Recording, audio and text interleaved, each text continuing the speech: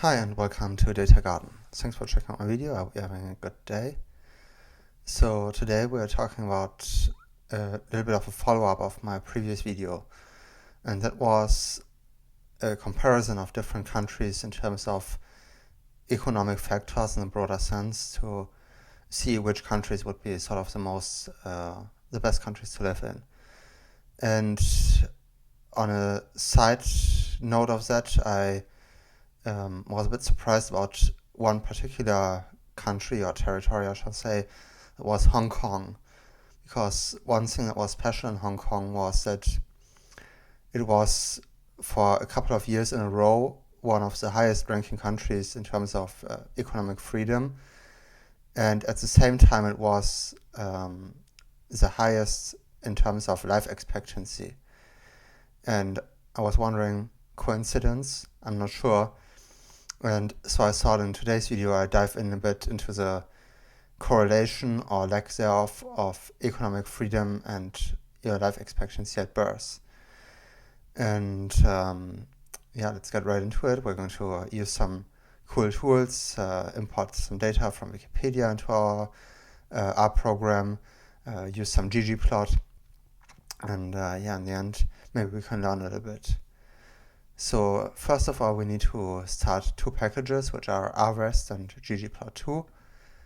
So let's get right into that. And then we have to define these two URLs here.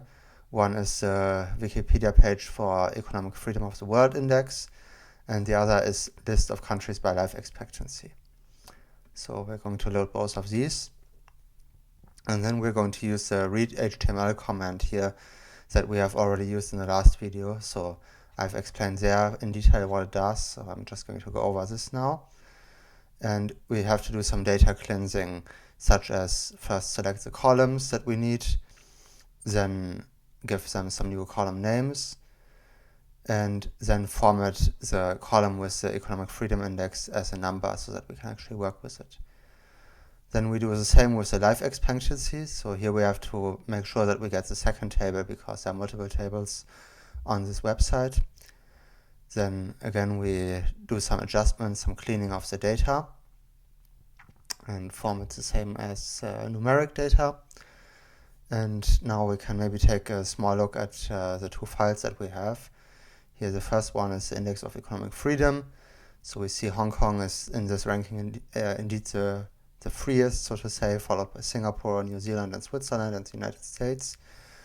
And then it goes down all the way to Venezuela, which would be the least free, followed by Libya, Sudan, and Algeria. Let's also look at the life expectancy. So we see Hong Kong is there also the highest.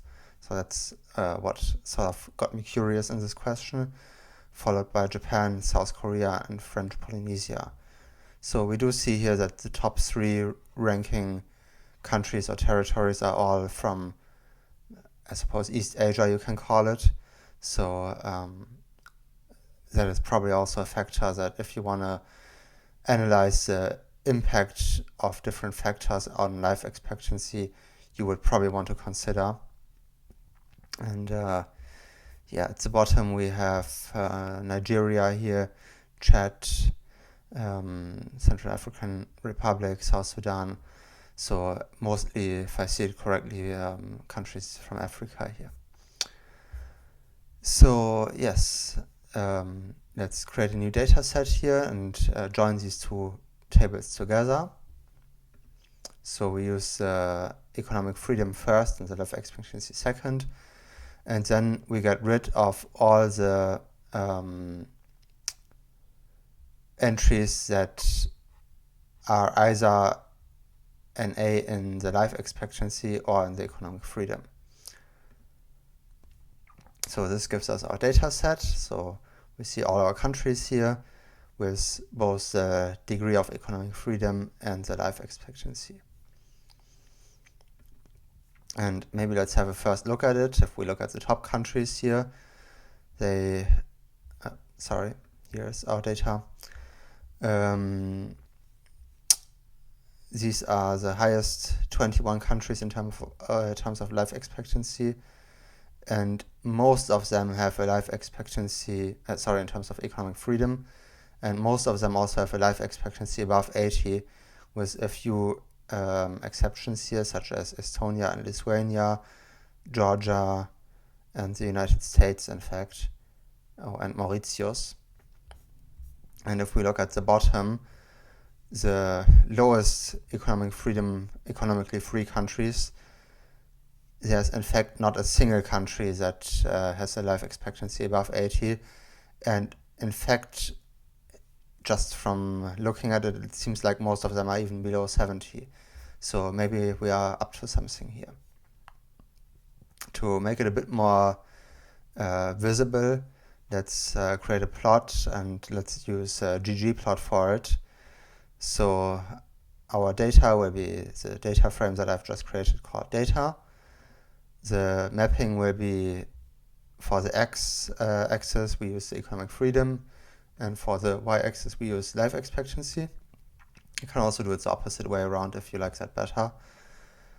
We create a jitter plot, and we use dark blue for the dots that it creates. And we want to have the text, the name of each country, as a label. So we create here the label as the column country, and we put it one point away, so to say 1 unit away on the y-axis and 3 units away on the x-axis. Then we give it some titles and labels.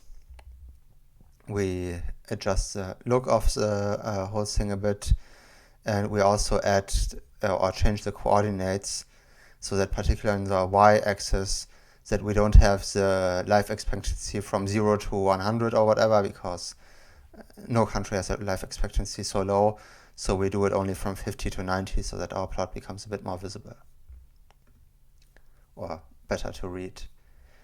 And yeah, here we have it, our first attempt. We see the economic freedom here, it ranges from 2 to 10. Life expectancy reaches from 50 to 90. And indeed, it sort of goes from bottom left to top right. We see here Hong Kong is highest in both. And then afterwards, it is mostly clustered a bit here, sort of with a life expectancy around 80 to 85. And economic freedom around 7 to 8.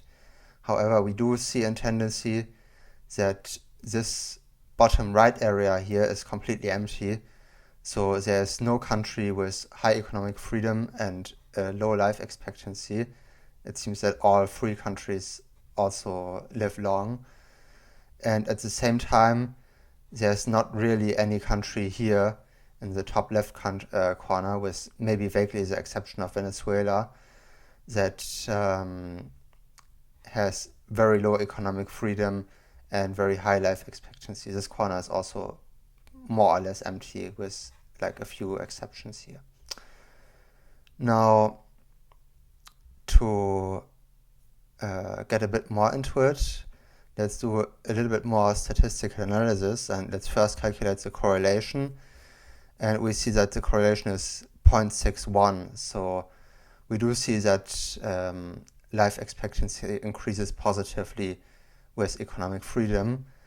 But to make it maybe a bit more rigorous still, let's create a small regression model, linear regression model, to factor the economic freedom against the life expectancy. So this is what we do with the lm command. If you have questions about any of these commands, I have already done videos on most of them. I have also done very in-depth videos about how to use ggplot if you're unfamiliar with that. So let's create the summary of the model, and we see that indeed economic freedom is a significant variable to predict the life expectancy.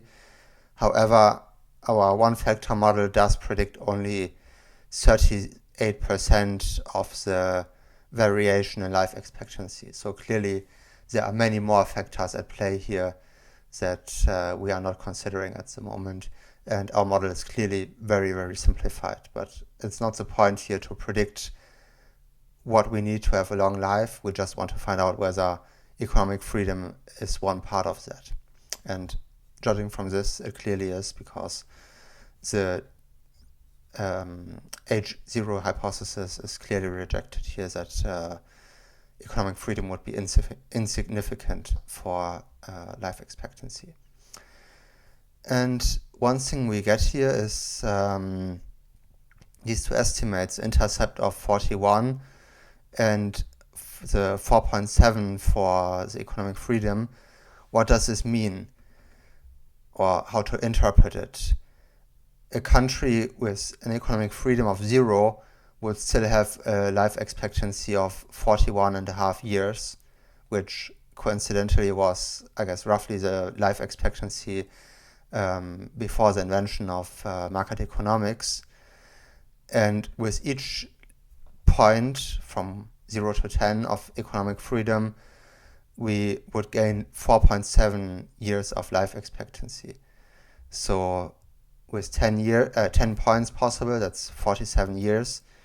So a fully free country, the freest country imaginable, would have a life expectancy in this model of about 88 years, or 89 years actually, if you add this and 10 times this.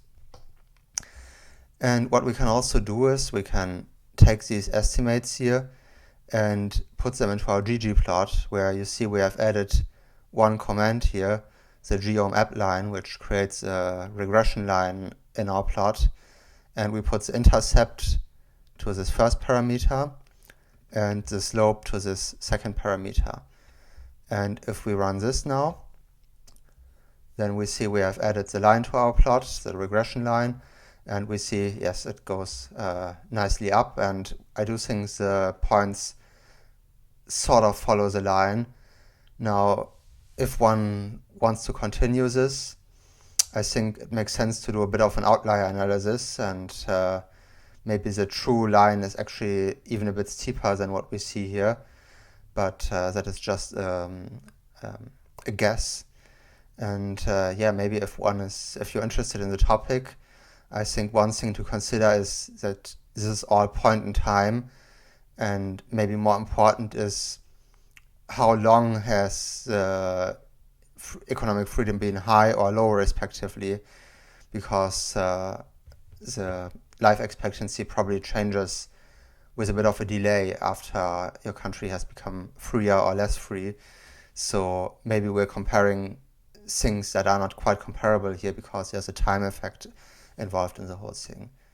So I will leave all of this code for you in the video description if you want to use it and do your own analysis. And if you're interested in it and do some follow-ups, then I would be very interested with what results you're coming up with. So I hope you found this video interesting. If you have, then please give it a thumbs up. And if you want to see more statistical content, particularly with programming in RStudio, then consider giving a subscription, because I have more content coming up very soon. Thanks for watching, and bye-bye.